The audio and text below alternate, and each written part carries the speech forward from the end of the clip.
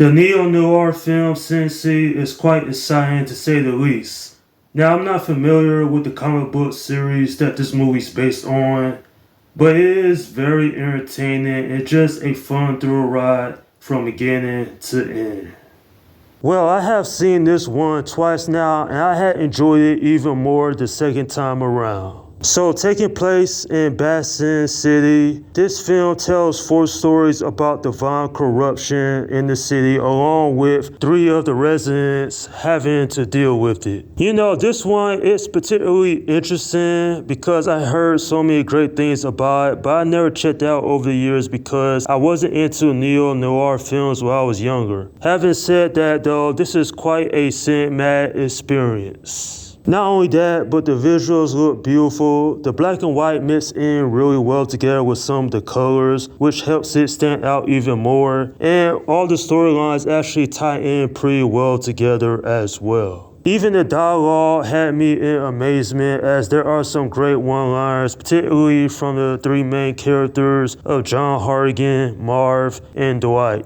In fact, having those three narrate each their own story is actually brilliant because we get to hear their perspectives across the situations that they find themselves in. Nonetheless, even if this movie was an hour longer, I still would have enjoyed it just because it is not a bore fest whatsoever. I literally had to watch this film twice just to see how different the recut and extended version was from the theatrical.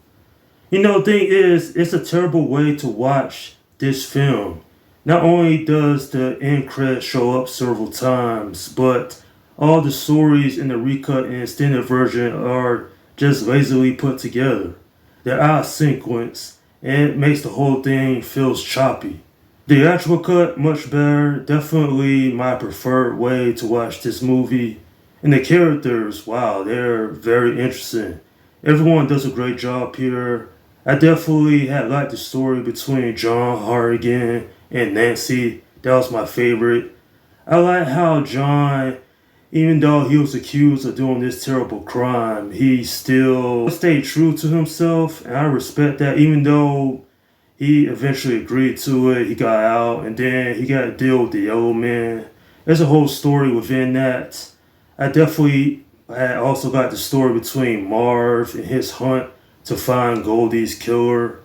I think that it was real intriguing because this guy was so savage and he was willing to get to the, truth of it all, even though he didn't know Goldie that well. He said he loved her. Another story that I thought was very interesting was the one between Dwight, him taking on these mercenaries, dealing with Jackie Boy.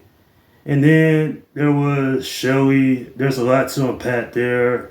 Thing is, I'll be here all day if I were to talk about all of these characters. I love the art direction. The graphics looks amazing, even for 2005.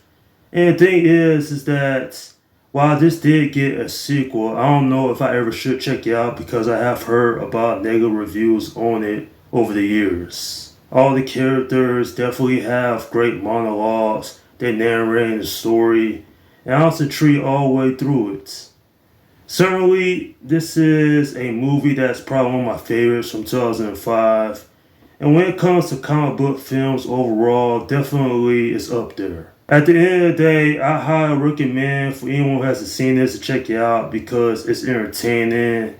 It's very thought-provoking in terms of the characters, the story, and just the acting. Literally, this is the type of film I could watch a dozen more times and never get bored of it because it's just that entertaining in my opinion.